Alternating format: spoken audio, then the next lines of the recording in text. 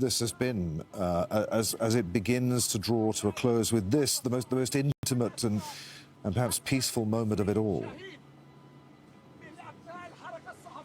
Yes, I was hoping that today we would mourn Shireen and leave it till tomorrow to scorn her killers.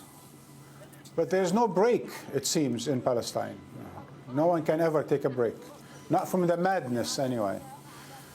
So I think not only she was killed yesterday morning, her house raided in the afternoon, but they somehow wanted to ruin her funeral as well.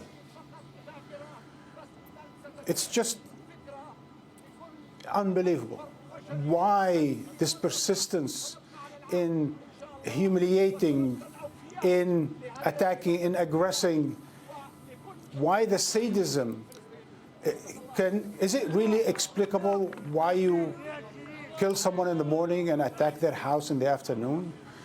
And why you attack a funeral because there's a flag or because people walk instead of taking a car? Is that really a reason? Is that a justification to attack peaceful mourners?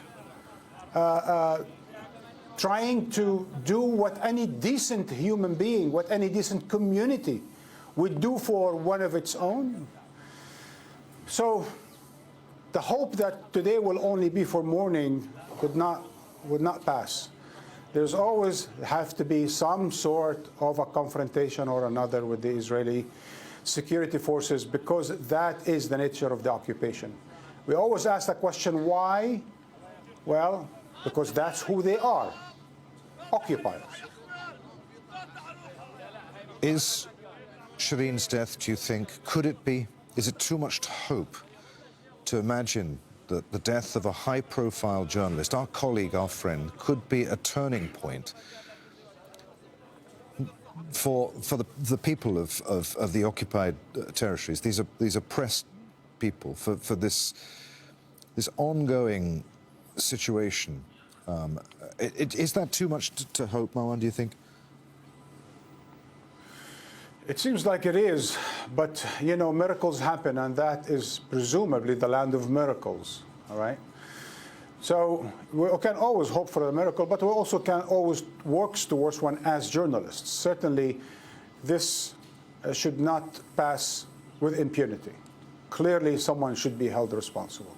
And I'm not talking about whoever pulled the trigger. So in answering your question is, yes, this could be something major, not that it's a catalyst for change, but that it does reflect a moment where basically the Israelis are losing their mind. Because what I saw today, it's unthinkable. I haven't seen that before. Not because it's a huge massacre of sorts, not because it's incredibly bloody and it's like a, you know, a war of a nuclear. No, it's not because of any of that. It's just there's something very mean about it. There's something very sadistic about it. There's something very crazy about it. And that's why I think you get the sense that journalism, as it were, or free speech, as it were, or people coming together, celebrating the life of someone, mourning the death of someone, drives the occupation crazy. Otherwise, there is no explanation why they would organize such a security force to attack peaceful mourners today, when presumably, Adrian, as we watched all of us this morning, they are busy re-invading a refugee camp called Jenin, a refugee camp that's been as such for 70 years, since 1953, a refugee camp of a people who came from Haifa, Israel proper today, and they remain refugees. A refugee camp that Shireen covered back in 2002 when it was attacked mercilessly.